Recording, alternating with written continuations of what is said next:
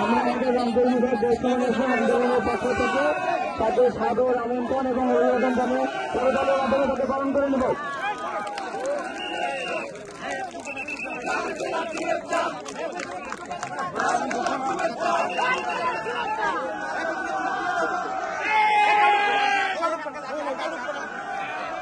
ঢুকে